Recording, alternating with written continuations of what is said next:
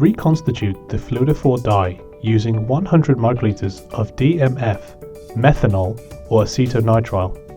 Do not use amine containing solutions or buffers as a solvent.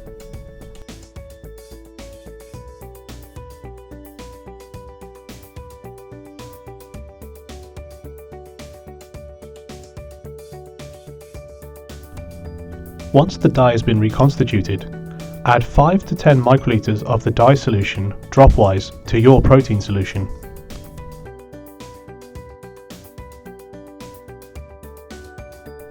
Remember to mix the solution well by pipetting up and down.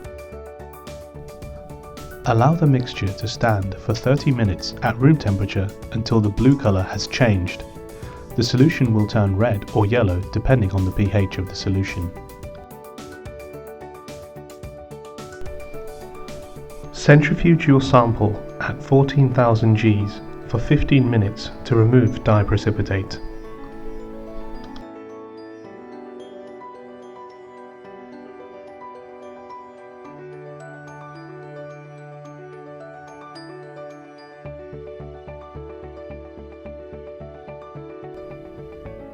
Finally, use a pipette to remove the solution from unbound precipitate.